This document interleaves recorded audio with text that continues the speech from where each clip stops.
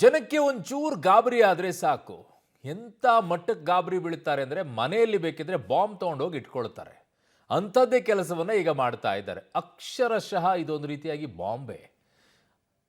Petrol ಬಂಕ್ಗಳಲ್ಲಿ ಯಾಕೆ ಮಾಡಿರ್ತಾರೆ, ಆ ಪೆಟ್ರೋಲನ್ನು ತೊಗೊಂಡೋಗ್ಬಿಟ್ಟು ಮನೆಯಲ್ಲಿ ನೀವು 50-60 ಲೀಟರ್ ತುಂಬಿಕೊಂಡು ಇಟ್ಕೊಂಡ್ರೆ ಏನು ಕಥೆ ಆಗುತ್ತೆ ಅನ್ನುವಂಥ ಕನಿಷ್ಠ ಜ್ಞಾನ ಇಲ್ಲದೆ ಯಾರೋ ಒಂದಿಷ್ಟು ವದಂತಿ ಹಬ್ಸಿದ್ರು ಅಂತ ಹೇಳ್ಬಿಟ್ಟು ಸೋಷಿಯಲ್ ಮೀಡಿಯಾದಲ್ಲಿ ಎಲ್ಲ ಮೆಸೇಜ್ ಬಂತು ಅಂತ ಹೇಳ್ಬಿಟ್ಟು ಪೆಟ್ರೋಲ್ ಬಂಕ್ಗಳಿಗೆಲ್ಲ ಮುಗಿಬಿದ್ದಿದ್ದಾರೆ. ಬೆಳಗಾವಿಯಲ್ಲಿ ಪೆಟ್ರೋಲ್ ಡೀಸೆಲ್ ಬಂಕ್ಗೆ ನುಗ್ಗಿ ವಾಟರ್ ಬಾಟ್ಲು, ನೀರಿನ ಡ್ರಮ್ ಹಿಡ್ಕೊಂಡು ಬಂದಿದ್ದಾರೆ ಜನ.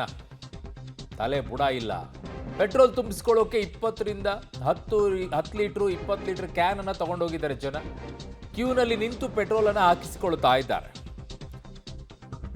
ಎಲ್ಲ ಯಾವ ಹಂತಕ್ಕೆ ಹೋಗ್ಬಿಟ್ಟಿದ್ದಾರೆ ಅಂತಂದ್ರೆ ಅದರಿಂದ ಆಗುವಂಥ ಅನಾಹುತ ಏನು ಅಂತ ಕನಿಷ್ಠ ಜ್ಞಾನವೂ ಇಲ್ಲದೆ ರೀತಿಯಲ್ಲಿ ವರ್ತಿಸ್ತಾ ಇದ್ದಾರೆ. ಅದು ಯಾವ ಮಟ್ಟದಲ್ಲಿ ಸ್ಫೋಟಕ ಅಂತೇಳಿ. ಡೀಸೆಲ್ಗಿಂತಲೂ ಕೂಡ ಅತ್ಯಂತ ಒಂದು ಕಿಡಿ ಹತ್ತಿದ್ರೆ ಸಾಕು ಪೆಟ್ರೋಲ್ ಹೊತ್ತಿ ಉರಿಯತ್ತೆ, ನಿಮ್ಮ ಜೊತೆಗೆ ನಿಮ್ಮನ್ನು ಉರಿಸುತ್ತೆ. ಅಂಥದನ್ನೆಲ್ಲ ತೊಗೊಂಡೋಗಿ ಮನೆಯಲ್ಲಿ ಸ್ಟಾಕ್ ಮಾಡಿ ಇಟ್ಕೊಳ್ತಾ ಇದ್ದೀರಾ, ಹುಚ್ಚಾಟ ಮಾಡ್ತಾ ಇದ್ದೀರಾ. ಯಾರೋ ಒಬ್ಬ ಮೆಸೇಜ್ ಹಾಕಿದ್ದಂತೆ ವದಂತಿ ಹಬ್ಸಿದ, ಸಿಗೋದಿಲ್ಲ ಅಂತ ಹೇಳಿ ಇವ್ರು ಹೋದ್ರಂತೆ, ತೊಗೊಂಡು ಮನೆಯಲ್ಲಿ ತುಂಬ್ಕೊಂಡು ಇಟ್ಕೊಂಡ್ರಂತೆ. ಮನೇಲಿ ಒಂಚೂರು ಕಿಡಿ ಹೊತ್ಕೊಂಡ್ರೆ ನಿಮ್ಮನ್ನು ತೊಗೊಂಡೇ ಹೋಗುತ್ತೆ ಅದು.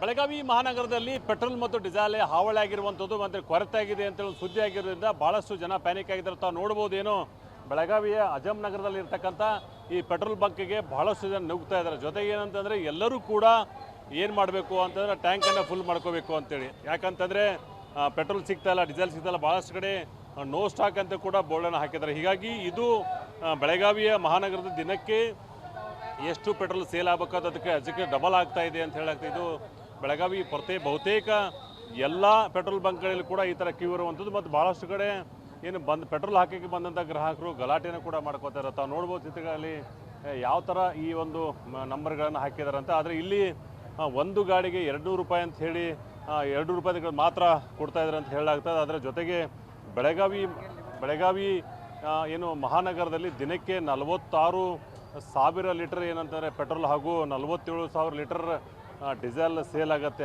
ಆದರೆ ಈಗ ನಿನ್ನೆ ರಾತ್ರಿ ಏನೋ ಒಂದು ಸುದ್ದಿ ಬಂತು ಸೋಷಿಯಲ್ ಮೀಡಿಯಾದಲ್ಲಿ, ಪೆಟ್ರೋಲ್ ಕೊರತೆ, ಡೀಸೆಲ್ ಕೊರತೆ ಇದೆ ಅಂತ ಹೇಳಿದಾಗ ಬಹಳಷ್ಟು 87,000 ಲೀಟರ್ವರೆಗೆ ಹೋಗಿದೆ. ತಾವೇನು ನೋಡ್ಬೋದು ಇಲ್ಲಿ ರಾತ್ರಿ ಮಾತಾಡ್ಸಿ. ಆ್ಯಕ್ಚುಲಿ ಇದೇನು ಪ್ರಾಬ್ಲಮ್ ಇತ್ತಿಲ್ಲ. ನಿನ್ನೆ ಯೂಟ್ಯೂಬರ್ಸ್ ಎಲ್ಲ ಸೋಷಿಯಲ್ ಮೀಡಿಯಾದಲ್ಲಿ ಇದು ಮಾಡಿದ್ರು ಅಂತ ಹೇಳಿ ಈ ಥರ ರಶ್ ಆಗ್ತಿದೆ ಅಷ್ಟೇ.